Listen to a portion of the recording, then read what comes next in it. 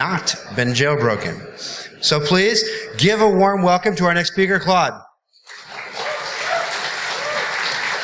Thank you, guys. Actually, this is the first time for me to make a presentation here in United States. So kind of nervous. Anyway.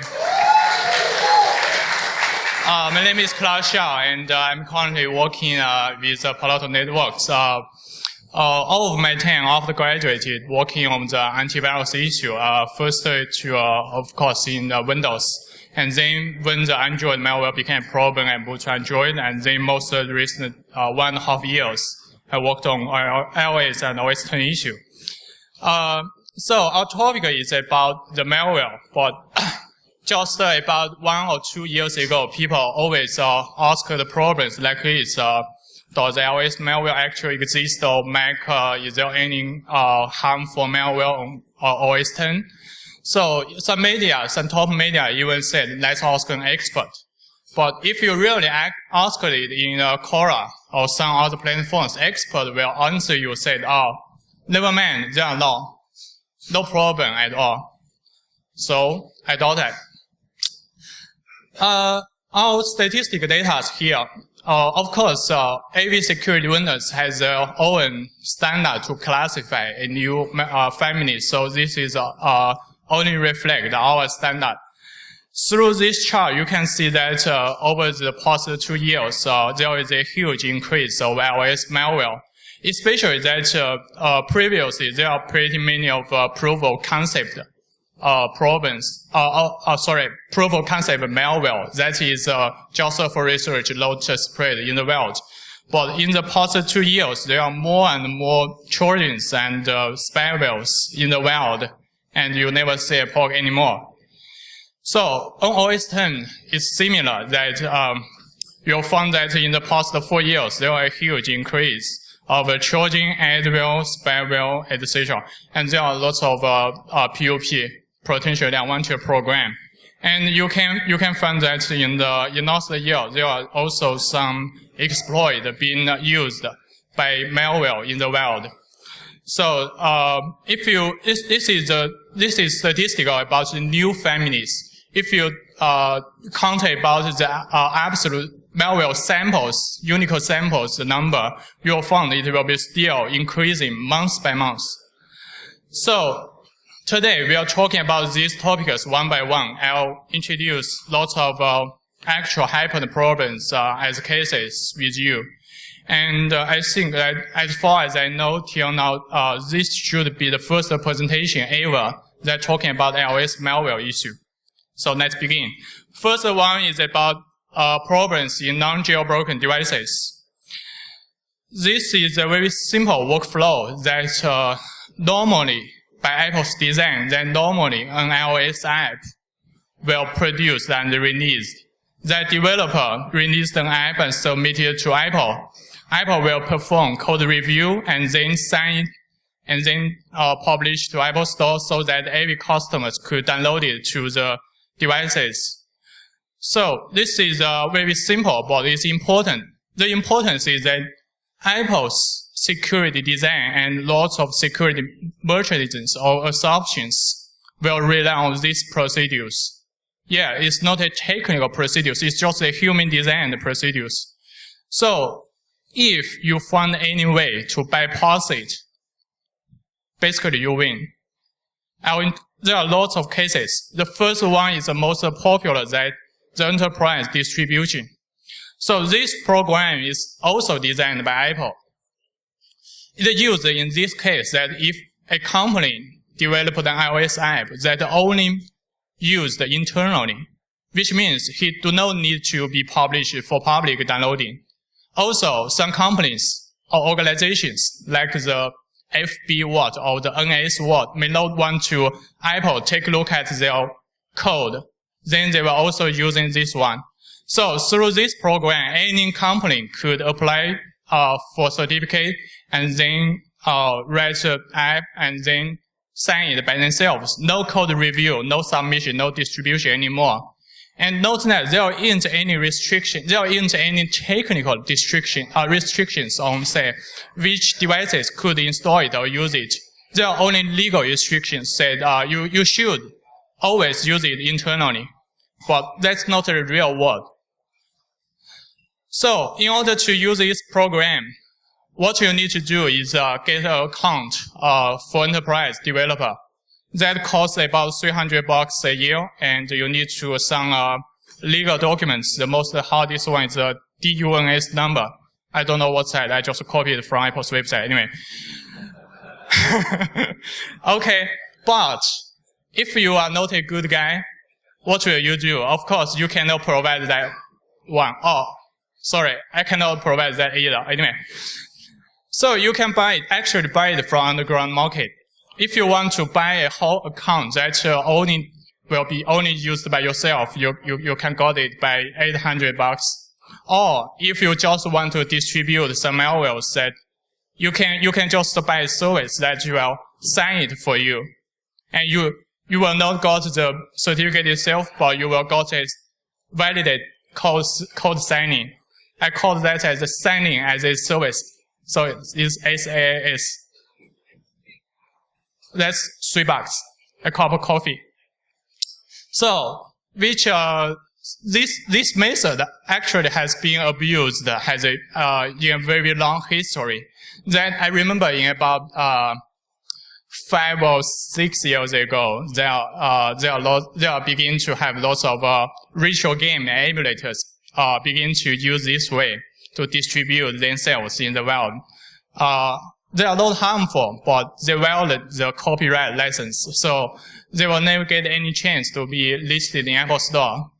And so this is I remember the first case that being abused is the i4GBA or something like that. Anyway, so later some of jailbreaking tools, that is something like Pangu or other ones, will also use this for the first in the early stage. That if you want to jailbreak your iPhone, in the first stage, it will install an IPA into your devices. That IPA sometimes also sent by enterprise certificate.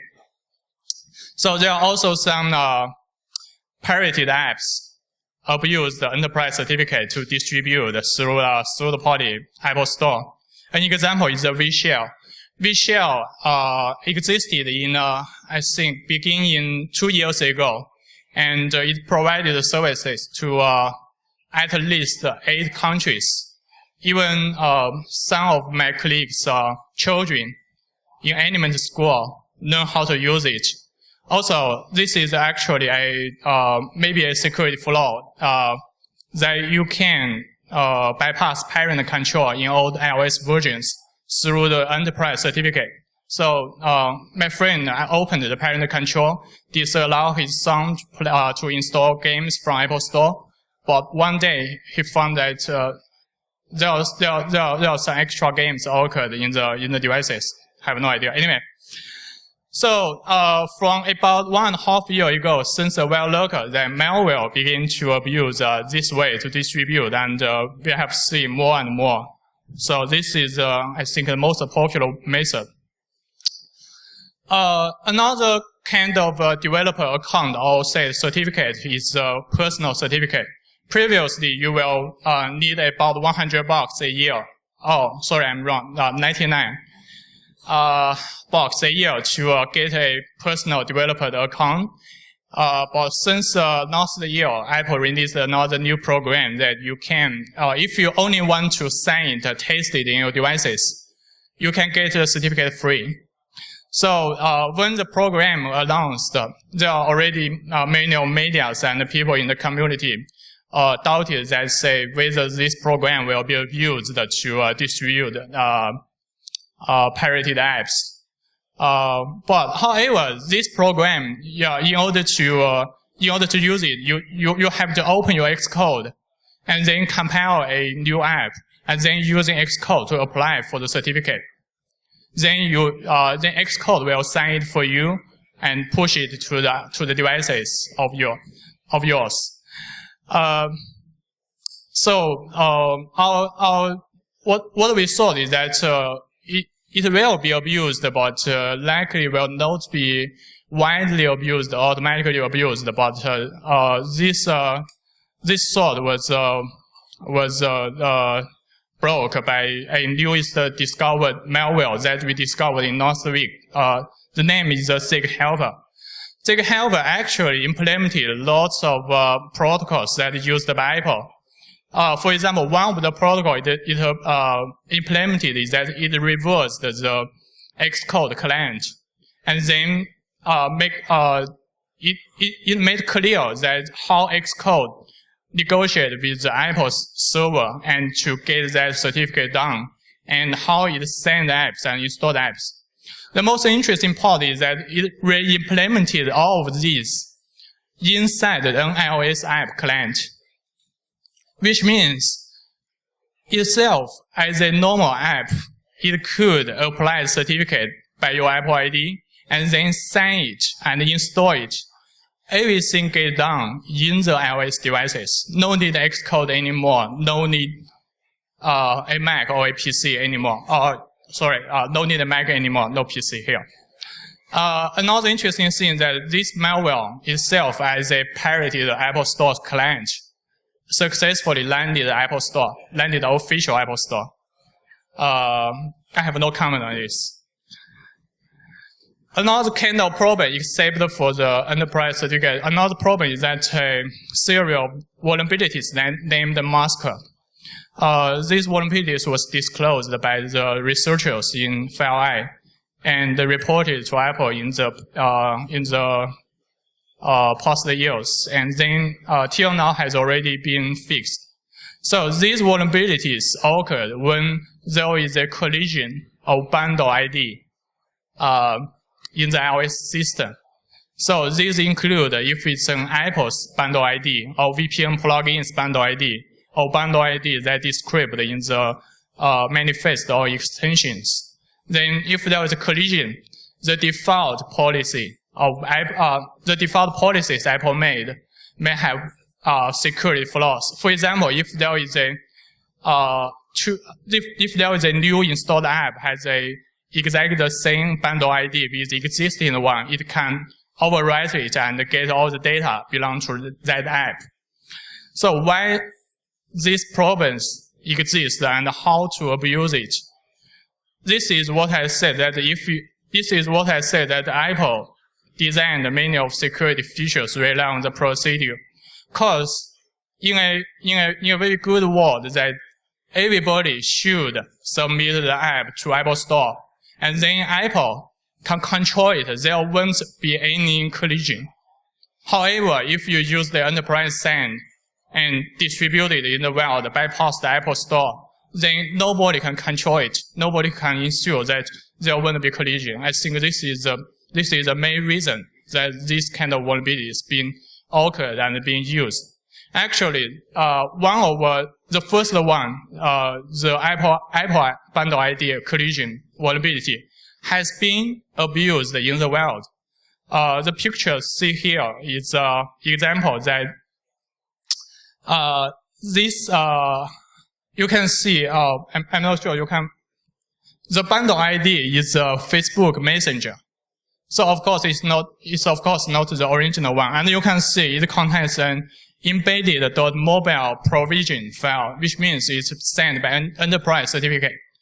Also, it contains lots of code that come from the hacking team's leaked data. We don't know whether this sample is made by hacking team or someone else, but this one occurred after the leaking. And you can see it will trying to read lots of chart history from different kind of IM apps. Of course, all of these require jailbroken. But this is successfully abusing the vulnerability. Another kind of problem is private API. So private API means that they are not documented in the official SDK, and some of them are pretty privileged. Also, just as what I said, Apple thought that you should always submit to Apple for code review, and the code review will disallow you using this private API. So I guess maybe by this reason that some private APIs do not restrict it very well in the system by sandbox. So if you're using enterprise certificate that bypass the code review, you can use this. So for example, I give some examples that through the mobile installation framework, you could invoke some API that could be used to install or uninstall iOS apps on site. And through the Springboard services, you can get a list of all installed apps. Some through the core telephony, you could get some of the privacy data like this. A real case is the YiSpecter that we founded last year. So this malware do not require jailbroken, and is spread through multiple ways. Some of them are pretty interesting. For example, we found that it will spread through the internet traffic hijacking. So these hijackings are not launched by third party, but by the ISPs itself.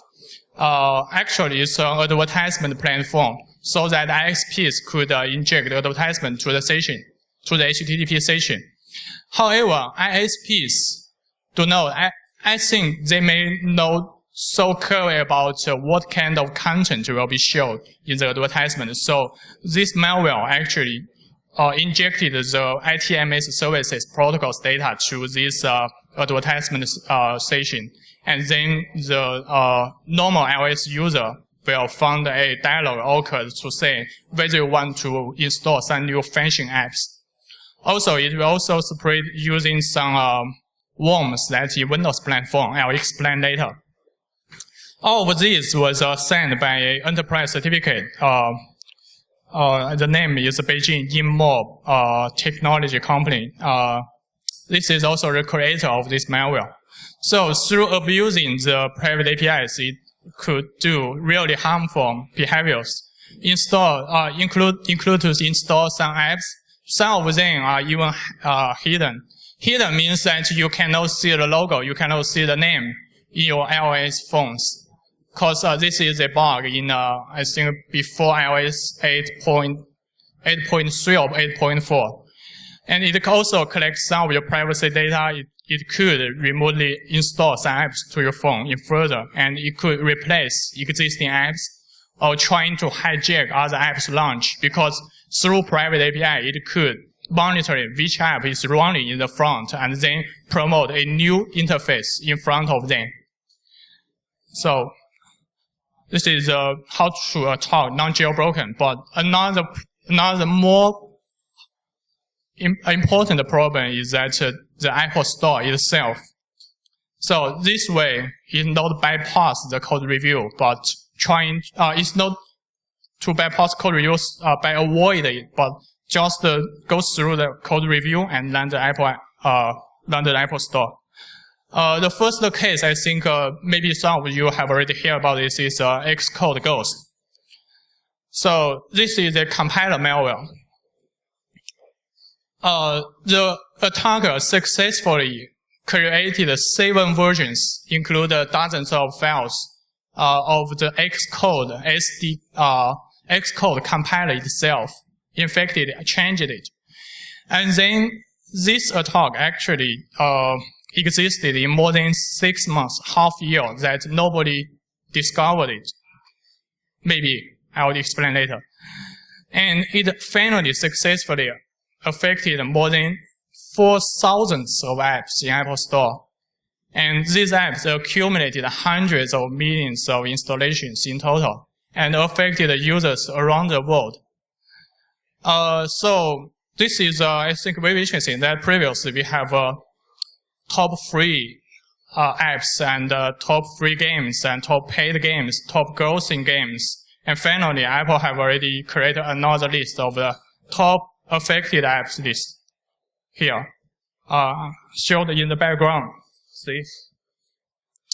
So the idea of compiler malware came from actually a computer science guru, Ken Thompson, that when he got the Turing Award, he made a presentation to show his tricks to embed a backdoor in the C compiler that he created so that he can log in everyone's computer.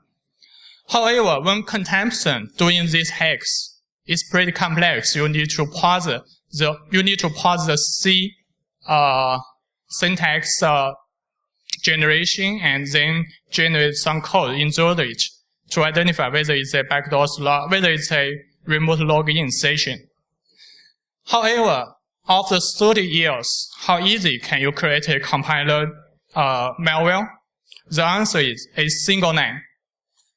So, in modern systems, including Linux, Unix, OS X, many of apps or system configurations were through the text file. So, the attacker successfully found that the only thing he needs to do is change one line of configuration of Xcode so that it can force that every apps compiled by this Xcode affected the malicious code. So this way is, I think everyone could recreate it after got the information. So another problem is that why developers were using third-party infected Xcode to compile their product and to release it. The answer is complex.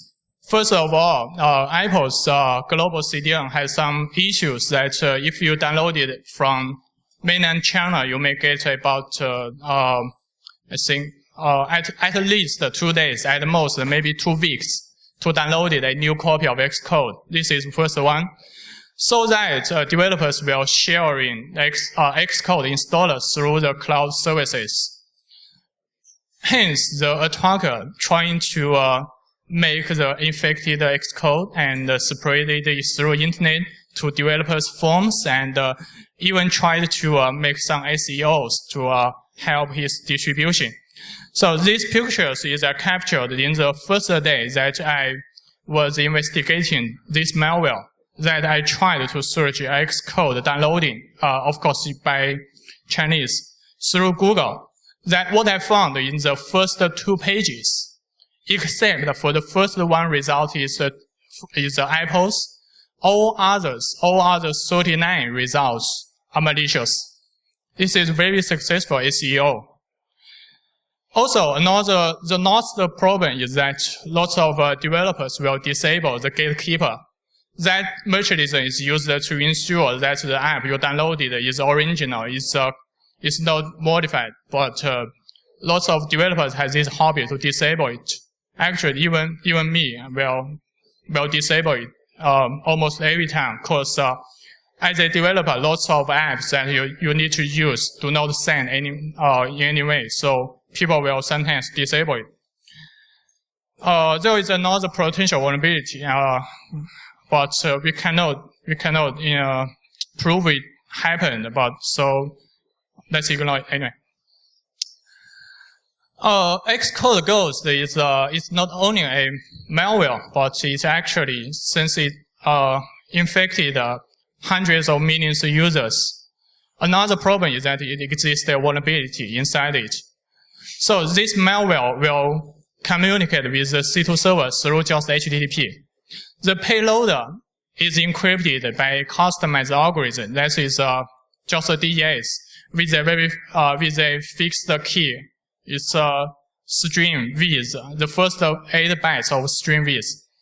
So, which means you can hijack it. That's very easy. You can hijack it anyway. So, through hijack it, what can you do?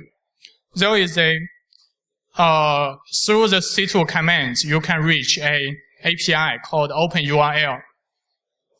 Guys, this URL, this API, the OpenURL, is super important.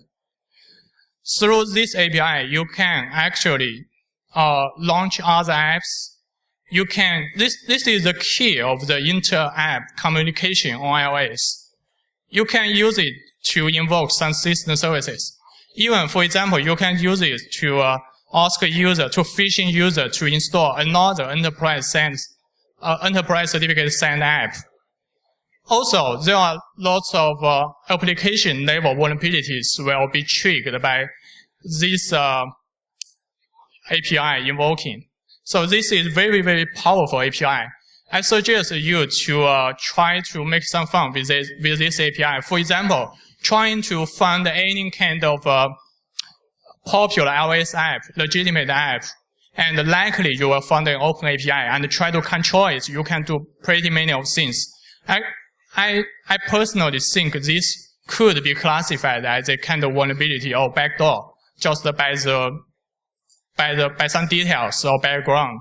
So this is a pretty dangerous issue. It's not the end. The story do not end actually. After the XcodeGhost, we found that, for example, TinyV and the helper also infected by the malware. So, which means there are pretty many of samples that infected by 2 malwares or 3, and it's maybe hard for some antivirus vendors to detect it correctly.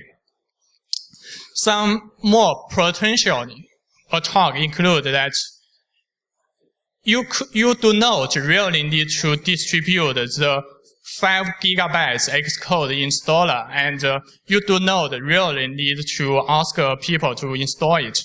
You can simply locally modify it. Note that Xcode is installed in a fixed and normal position. You can modify it without any privilege, without any root or administrator privilege. Also, there are lots of adware. I will show it later. There are lots of adware distributed in the world. You can just using any kind of adware or using any kind of vulnerability, just modify it. That's all. Another issue is that the similar problem could be due in Android SDK. Yes, some guys have already tested that work. Still pretty easy. Another problem is that Xcode is a compiler. Can you try to infect some SDKs or other developers' resources? Yeah, you can. And this happened. XcodeGhost attack has already infected some installers of the Unity 3D and distributed, but this is not so successful that only a very few of developers downloaded it. So talking about the third-party SDK, this is a problem that maybe some people do not realize that SDKs usually, especially when it's an advertisement SDK, they're usually available only in the binary form, which means there is, for normal developer, there is no code review, or he cannot know what exists inside it. But you will always use it, embedded into your app. So these SDKs will share your context. They will run in the same process. They can access all your privacy data. So, will this be a problem? The answer is yes. Till now, we've already discovered 3 different SDKs that are spreading in the world contains harmful or malicious or suspicious code. The first one is not so well known. Its name is Zhihe, and the behavior is to collect your context and collect your information and then send short messages to your contacts. Sounds pretty like the find and call, the first iOS Apple Store malware. So you do not use any advanced techniques. You just invoke the official normal APIs.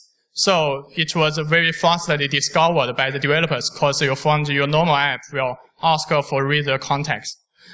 So later there are Yomi and at Sage, they used a private API along with encryptions so that they could do some more harmful behaviors. And these SDKs really affected over thousands of apps in Apple Store. I have to say that all of these SDKs are from China. And so now it's a FAQ time. Many people asked me that, first of all, why is all come from China? Second, why we need to care about these kind of questions.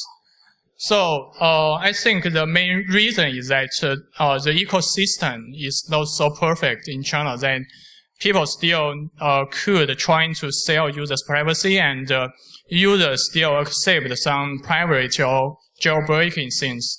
So that's attackers has motivation to do something like this. Why it matters for us? The problem is that, first of all, many of the SDKs or other problems will affect around the world. For example, XcodeGhost, actually, because lots of popular utilities or other apps were developed by Chinese developers that they were also affected. Another problem is that malware authors are trying to learn more and more techniques. An example is that in the OS 10, last year there was some vulnerabilities in OS 10 being disclosed that could locally get the root privilege. So one of them, after being disclosed, after 5 days, an OS 10 admin quickly updated to a new version and used this one-day vulnerability exploit to get a root. Jesus. Even an admin in these platforms will quickly adopt any progress in the field.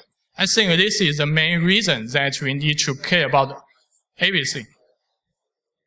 So talking about private API, you may think that I just said Apple do not allow any app in Apple Store that abuse it or use it in any way. But a recent academia research showed that there are about 7% of apps in Apple Store actually use it, not directly, but using some dynamic loading and reflection to invoke it. And then the strings of the API used for reflection was encrypted. So it's just dynamically invoke it. That's all. You can. No. I think. Okay. I do not comment on this. So the other problem I think in Apple Store is that if the malicious app only targeted a specific kind of data, which means it do not contains traditionally or normal generic suspicious behaviors, it's super hard to find it. For example, there are fake call, there are Insta agent. Insta agent ever been in the top 1 in Apple Store.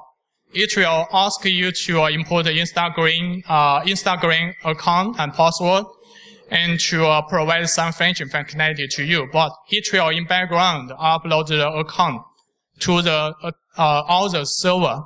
You don't know what they are doing. But this is the only malicious behavior or harmful behaviors it have, which means by traditional way, it's almost no way to find it, to automatically identify this behavior before you know it. So a most recent issue, I think, in this direction is the Twitter bot. That's a popular third-party Twitter client, and people have already discovered it will send back the Twitter's session to its own server, and then people found abnormal login through some other sources. So this is, I think, a kind of problem.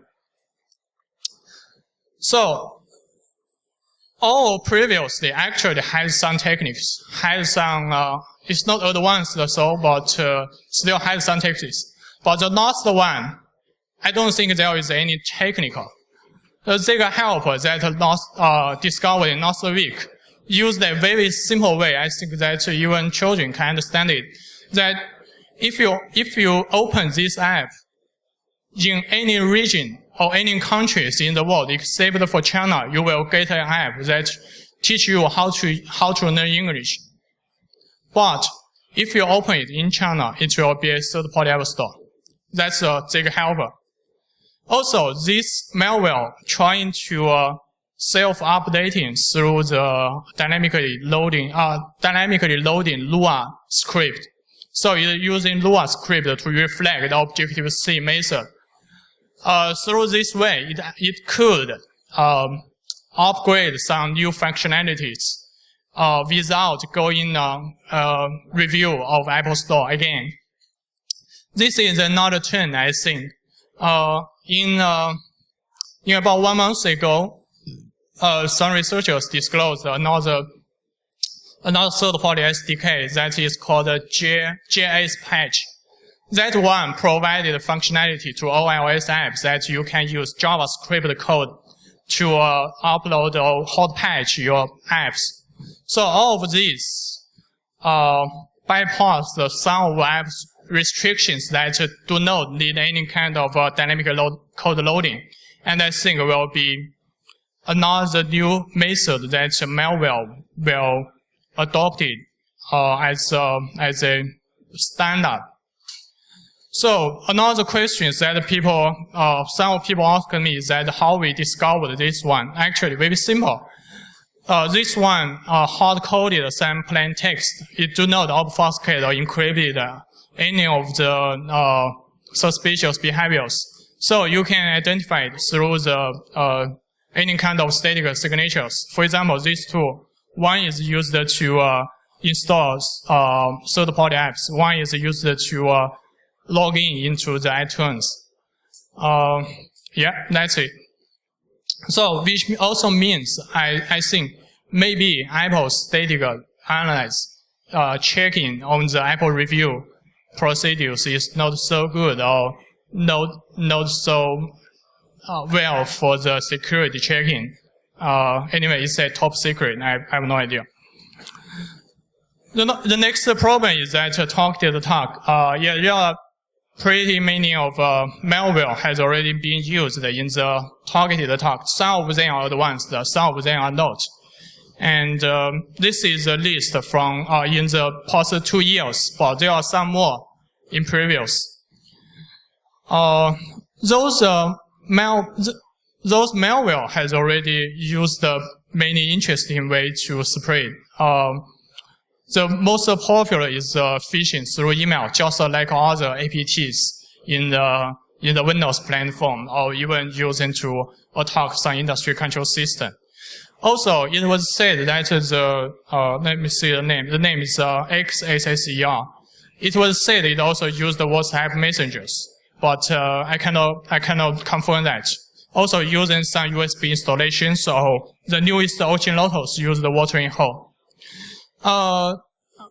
Hacking team is also found some way to trying to develop some more advanced spyware for iOS. And this is a screenshot that they send an email to an iOS expert to say, can you help us to develop a new one? And actually, if you search by Google, you can find more and more iOS spyware. Those are commercial spyware, so I will not say they are illegal. I just say they are not good thing. And you can find it. There are even top lists. So when I checked this list, interesting thing is that the first one, it claimed it could attack no jailbroken devices. I think what? Never hear about that. But the actual answer is that it requires you to input the iCloud password. That's your Apple ID. Anyway, another problem is cross-platform. This is not about what we normally say. If we say cross-platform, it's normally said a malware that can be run in different platforms by the same code, but this is not about that kind of cross-platform. It's about to say that the attack is not only in a unique platform. The first problem is that I have no idea how many of you guys know that you can install an app from PC or Mac to your own iOS if you ever paired it once in the first time. So first time you plug in your iPhone to a laptop, it will say you need to pair it. After that, if your PC or Mac compromised, malware could automatically, in background, no user interaction, install malware into it without user confirmation. So this is what has already been demonstrated in the Black Hat in 2 years ago, and then Lurker learned from it and attacked in the end of 2014. Another problem is what we call BackStab.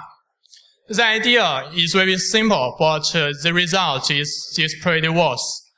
So, simply speaking, that by default, totally by default, when you connect your iPhone to your Mac or your Windows, internals will automatically back up all of your data, notice all of your data to the PC or Mac without encryption to a fixed position.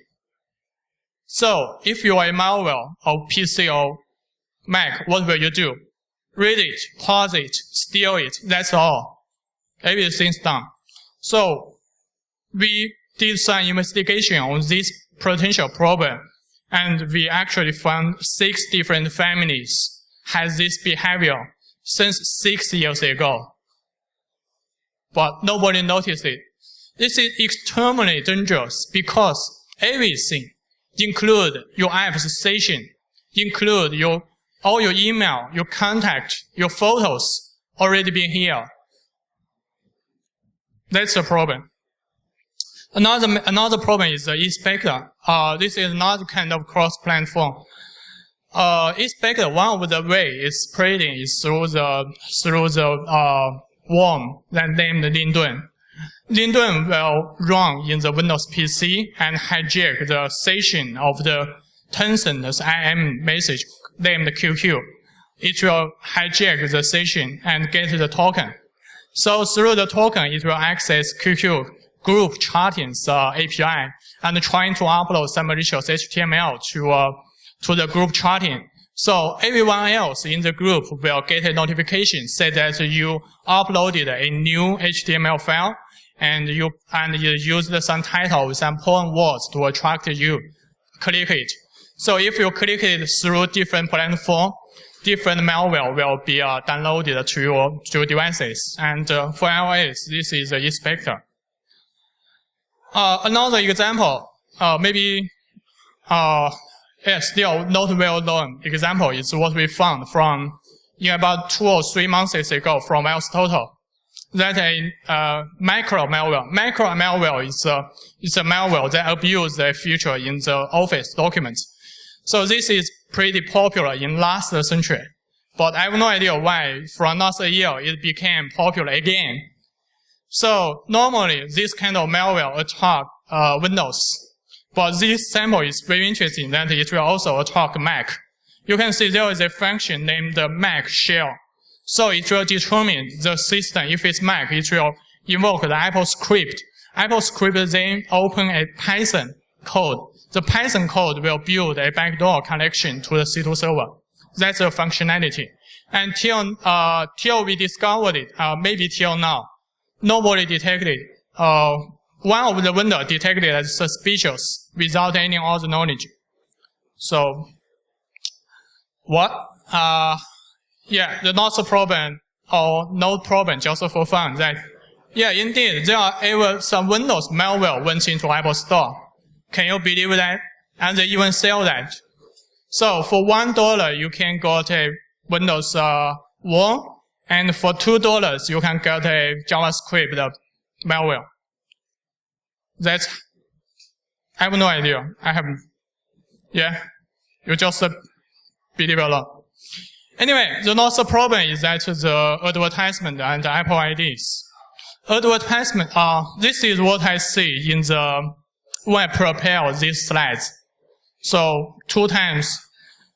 I don't know how many people made this situation before, but my colleagues always made this. That if you're browsing the internet, you will, especially you search by Google and got some results, you open it, you will usually be redirected to a website like this, said your Adobe Flash player or media player being out of date, updated. Ridiculous. I uninstalled my Flash player 1,000 years ago. So anyway, this is a major way that current OS X adware being spreading that scale you, cheating you, or phish you. But anyway, it's not a news. Come on. Somebody even thought this is a new malware. It's actually not. So, in OS X, the most popular problems in last year are all adware. Those adware were made in the last 2 years. And if you downloaded something that has a background like this, and then it's installer, in most of cases, they are just one of the adware families that are already known. And those adware already used some techniques to anti-reverse engineer or trying to avoid being detected. For example, using the packs obfuscators. And even, for example, not only the macro packers or the JavaScript obfuscator, this piece of Python code is also being obfuscated. And it's also using lots of different script languages to implement the main functionalities so that you will not find it because the script are much more easy to obfuscate it to avoid the static analysis. So they're also using encryption to protect this language, this code, and also adopted anti-VM and anti-debugging. So advertisement is, I think, is a huge industry that malware also would like to get some money from this. Another kind of attack, except for adware, another kind of attack we found is that malware is trying to earn money from the advertisement through stolen the developer's credit. So iSDKs it's a very novel malware that you know that in the iOS, if you are a developer that you develop free apps, that you will get a unique ID from each advertisement platform. You embed it in your app, and then you can get money from the advertisement provider through that ID, because they know that it's your ID displayed these ads. So iSDKs is a jailbroken malware in iOS that it abuses the mobile substrate to replace all of this ID to replace the attacker's unique ID, so that attackers other than the original developers will get money from the advertisement platforms.